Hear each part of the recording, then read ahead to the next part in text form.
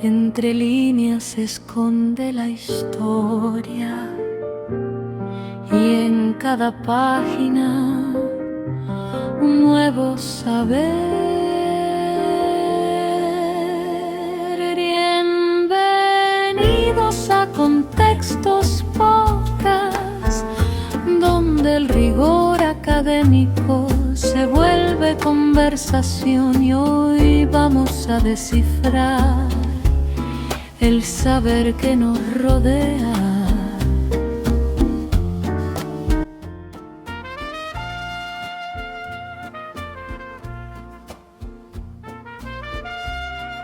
La misión de hoy es diseccionar un documento que sinceramente cambia por completo nuestra comprensión de cómo se construía la autoridad en el mundo antiguo.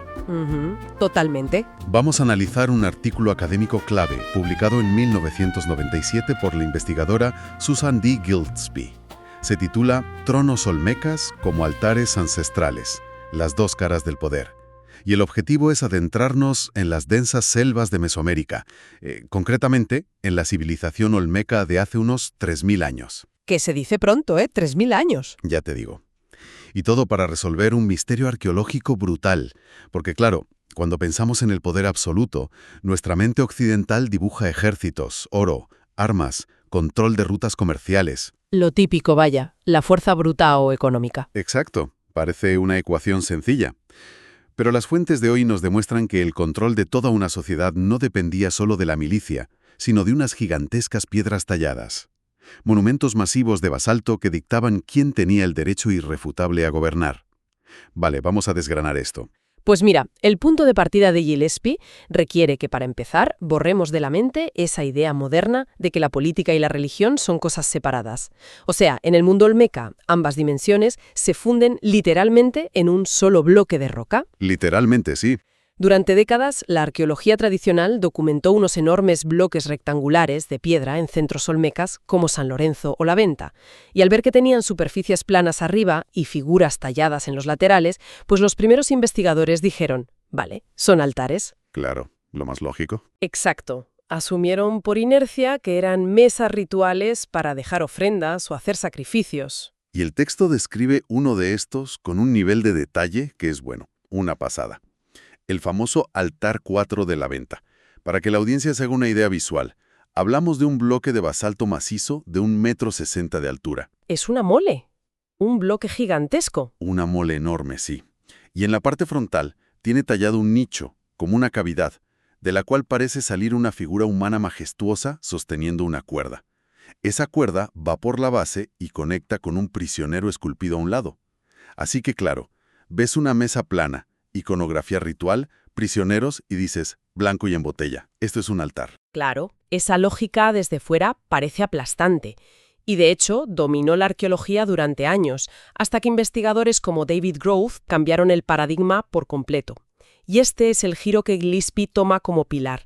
Grove se dio cuenta de que, la evidencia física simplemente no encajaba con un altar estático. Por el desgaste de la piedra, ¿verdad? Exacto. El desgaste en la parte superior y cómo estaban dispuestas las figuras sugerían otra interacción muy distinta. Grove demostró que no eran mesas para ofrendas, eran asientos. O sea, a todos los efectos eran tronos dinásticos. El gobernante olmeca se sentaba físicamente encima del bloque. ¡Ostras! Es que sentarse a 1,60 m de altura ya cambia por completo la perspectiva de quien te mira desde el suelo. Te obliga a mirar hacia arriba. Totalmente. Te eleva por encima del resto. Pero el artículo subraya que la clave no es solo estar más alto.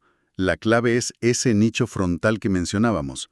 Porque en la cosmovisión mesoamericana, una cueva no es un agujero en la roca y ya está. Representa las fauces del monstruo de la tierra. El inframundo. Eso es. La entrada literal al espacio oscuro donde viven los espíritus, las fuerzas de la naturaleza, y esto es vital, los ancestros divinizados del gobernante. Y fíjate en la imagen que se crea. Al sentarse arriba justo sobre ese nicho, el líder se posicionaba anatómicamente en el umbral exacto entre el mundo de los vivos y el de los muertos. El trono era un dispositivo de mediación cosmológica. Como una antena, digamos. Algo así, sí. Y la figura que sale del nicho con la cuerda no es decoración. Es la representación de un ancestro saliendo del inframundo para entregarle el poder y los prisioneros directamente al líder que está sentado arriba. Es pura teatralidad política. O sea, salvando las distancias, a mí me recuerda a un director ejecutivo de hoy en día. A ver, explícame eso. Pues imagina al típico jefe supremo que recibe a sus empleados detrás de un escritorio de caoba maciza gigante. Todo en ese despacho está diseñado al milímetro para proyectar autoridad e intimidar. Ya, el mobiliario del poder. Exacto. Pero la analogía se queda corta, porque imagínate que ese mismo escritorio de caoba fuera también un portal interdimensional, y que el director ejecutivo pudiera demostrar delante de toda la empresa que los fantasmas de los fundadores le están dictando las estrategias a través de la madera. Qué buena imagen. Es que es exactamente eso. Es un mueble de prestigio brutal y a la vez un portal mágico activo. Y esta dualidad nos lleva al núcleo del debate de Gillespie. Porque vale, sabemos que son tronos y portales, pero entonces la arqueología se fracturó en dos bandos preguntándose ¿de dónde sacaban realmente su poder estos líderes? La gran división de opiniones. Sí, irreconciliables. Por un lado, tenías a investigadores como Michael Coe. Él defendía el poder objetivo. Argumentaba que los líderes olmecas eran déspotas seculares. Su poder venía de controlar la economía, las rutas comerciales, las mejores tierras y sobre todo la mano de obra. Y a ver, es difícil quitarle la razón a Coe cuando piensas en la logística de mover estas piedras. Quienes nos escuchan tienen que imaginar el entorno. Selva tropical, pantanos en la costa del Golfo de México. Cero carreteras, ni animales de carga, ni la rueda. Y aún así, esta gente extraía bloques de basalto de, decenas de toneladas desde las montañas y los movían kilómetros cruzando ríos y barro. Una barbaridad logística. Menuda locura. O sea, necesitas ejércitos de trabajadores, alimentarlos a todos, ingenieros para hacer balsas y una autoridad coercitiva capaz de obligar a cientos de personas a hacer un trabajo peligroso y agotador. Tener esa piedra en la plaza ya es una demostración aterradora de poder económico. Sin duda, pero luego tienes al otro bando, investigadores como Ken Riley. Ellos miraban la misma piedra y decían, no, el poder no es económico, es chamánico. Ah, el enfoque místico. El líder gobernaba por su carisma personal, por su capacidad exclusiva para entrar en trance y comunicarse con los dioses. Desde esta visión, el trono no es un alarde de fuerza laboral, es un instrumento esotérico para asegurar que llueva y haya buenas cosechas. Claro, parece un callejón sin salida. Unos dicen que mandaban por controlar los recursos, y otros que mandaban porque convencían al pueblo de que tenían línea directa con los dioses. Y aquí es donde la aportación de Gillespie es brillante. Ella dice, chicos, los dos tenéis razón, pero os equivocáis al pensar que son cosas separadas. El trono te da el poder material y el simbólico a la vez. Y para explicarlo usa un concepto clave en ciencias sociales, la tensión entre estructura y agencia. Vale, esto de la estructura y la agencia me parece fundamental. O sea, si lo bajamos a tierra... Sí, digamos que la estructura son las reglas del juego que ya existen en una sociedad, las normas que nadie cuestiona. En el mundo olmeca, la regla es que el universo lo rigen los espíritus ancestrales. Si quieres gobernar, necesitas la bendición de esos ancestros. Vale, esa es la regla inamovible. Exacto. Y la agencia es la capacidad del individuo para moverse dentro de ese tablero, usar sus recursos y jugar la partida a su favor. Entendido. Entonces, el líder olmeca usa su agencia, es decir, su riqueza económica, la comida, los trabajadores, no para saltarse las reglas religiosas, sino para aprovecharlas. Le has dado al clavo. Usa el poder económico más aplastante, mover 30 toneladas de basalto, para fabricar el símbolo religioso más convincente posible. Sentarse en ese trono es el momento donde la economía y la religión colapsan en una sola cosa. Es la prueba física de que los muertos te apoyan, pero pagada con el sudor de los vivos. Es fascinante. El trono es el ancla. Pero claro, el artículo no se queda solo en los olmecas. Gillespie busca validar esto comparándolo con otras culturas. Y aquí entra la analogía con los mayas, que vinieron siglos después en esa misma zona. Sí, el caso maya es súper revelador. Habla del famoso canché. En esencia, un canché es un taburete o un banquito de madera. Un mueble cotidiano para sentarse o dormir. ¿Un banco sin más? Pues resulta que en contextos de la realeza, ese banco trascendía lo utilitario. Se creía que los espíritus de los ancestros residían temporalmente en ese mueble. O sea, la madera física y la presencia invisible del linaje estaban atadas. Y el ejemplo más espectacular que da el texto es la tumba de Pakal el Grande, en Palenque. Madre mía, la tumba de Pakal, una joya absoluta. Es increíble. Resulta que su inmenso sarcófago de piedra no es solo una caja. Su morfología imita exactamente la forma de esos bancos o altares de madera. Y, para cerrar el círculo con los olmecas, el sarcófago de Pakal descansa sobre la figura de un monstruo de la tierra. Una boca al inframundo. Tal cual.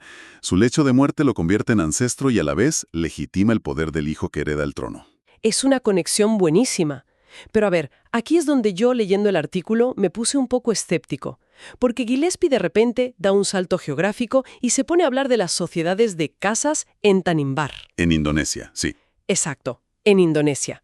O sea, freno un momento. Entiendo comparar con los mayas por vecindad y cultura, pero dar el salto a una isla en Asia separada por miles de años y un océano entero me parece un riesgo enorme. ¿Cómo justifica usar a la gente de Indonesia para explicar a los olmecas? Es una duda súper válida y se debate mucho en antropología. Pero ojo, la analogía antropológica no dice que los olmecas hablaran con los indonesios. No va por ahí. Menos mal. Lo que busca es ver cómo sociedades humanas distintas resuelven el mismo problema organizativo. Tanimbar y los olmecas comparten algo crucial. Son sociedades muy jerárquicas, basadas en el culto a los ancestros. Y esto es clave sin un sistema de escritura formal para registrar propiedades o leyes. Ah, claro. Si no tienes notarios ni papeles... Exacto. Si no tienes un archivo lleno de títulos de propiedad que digan «soy el rey legítimo», tienes que grabar esa ley en algo material y pesado. Y en Tanimbar, la vida gira en torno a familias nobles, las casas. Y en la vivienda principal tienen un banco de madera finamente tallado. Otra vez el banco. Otra vez. Y no es decoración. Creen que el espíritu del fundador baja y se sienta en ese banco durante los rituales. Tener ese mueble es lo que te hace noble. Es el título de propiedad físico. Sin el banco, no hay conexión con el abuelo muerto y no tienes derecho a mandar. Pues, visto así, tiene todo el sentido del mundo. Ya sea madera en Indonesia o basalto en México, la función es la misma. El culto a los muertos necesita un anclaje inmobiliario, una prueba material.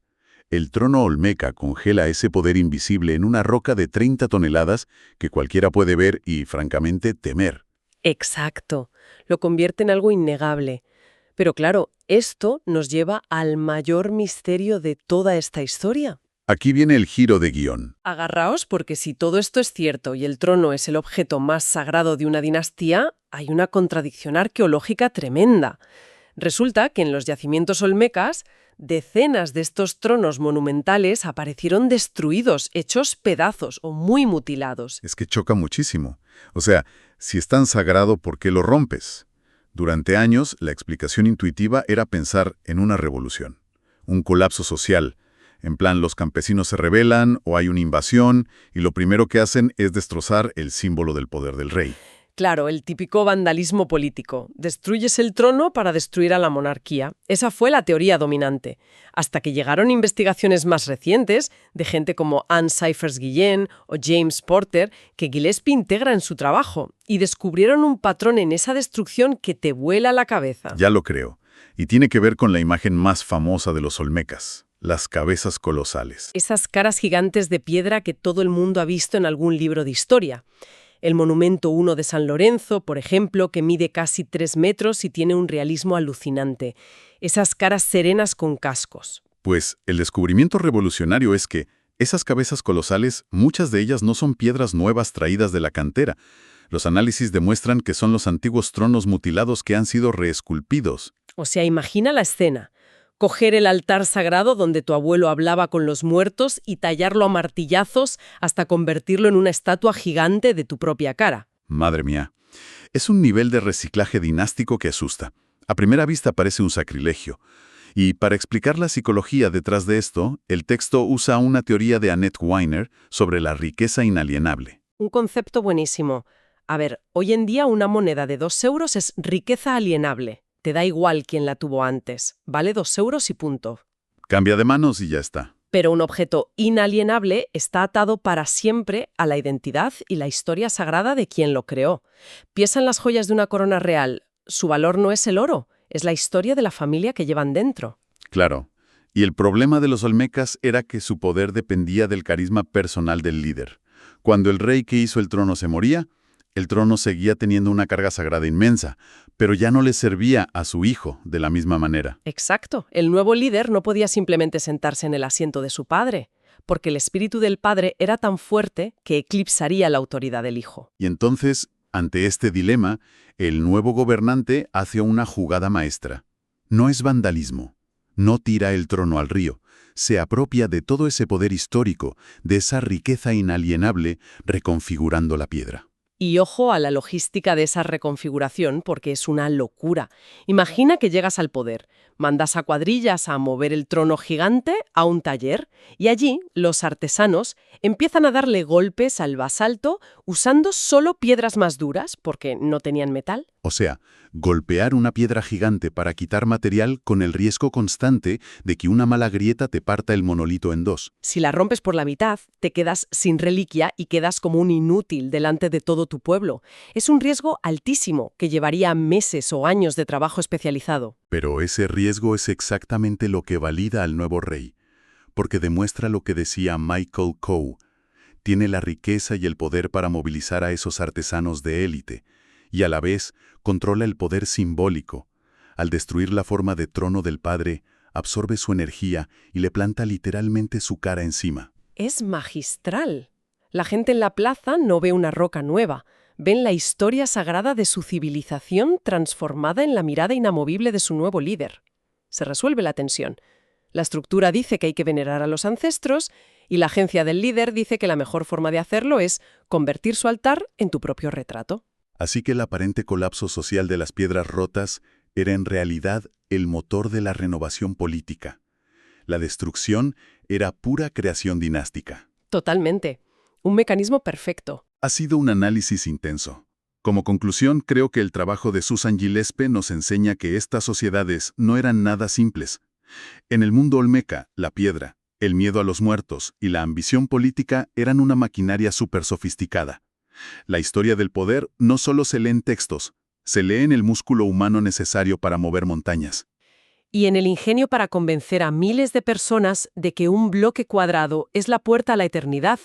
Los objetos que construimos no son simples decorados, son el escenario donde negociamos nuestra memoria y nuestra autoridad.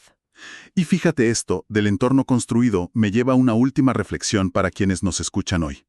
Un pensamiento un poco provocador. A ver, cuéntame. Imaginemos la escala temporal de los olmecas, pero aplicada al futuro. Si nuestra civilización desaparece, y dentro de 3000 años un equipo de arqueólogos excava nuestras capitales. Se encontrarían con rascacielos. Rascacielos de acero y cristal. Y en la última planta encontrarían enormes mesas alargadas rodeadas de pesados sillones de cuero negro. O excavarían nuestros parlamentos y verían atriles y sillones colocados en el centro geométrico de la sala. Es verdad. Es muy intrigante pensar qué tipo de espíritus ancestrales creerán esos arqueólogos que intentábamos invocar al sentarnos en esas estructuras. Uf, me encanta. A lo mejor concluyen que un sillón presidencial no era un mueble funcional, sino un altar chamánico diseñado para canalizar al fantasma de la Constitución. O que las mesas de los directivos eran portales al inframundo económico para hablar con los fundadores de la empresa. Al final, si lo pensamos bien, igual que los olmecas hace 3000 años, nosotros también seguimos anclando nuestro poder en arquitecturas enormes y sillones caros. Todo para convencernos de que nuestra frágil autoridad es permanente. Gracias por acompañarnos en este recorrido por las selvas, las piedras y los mitos. Hasta la próxima. Hasta la próxima.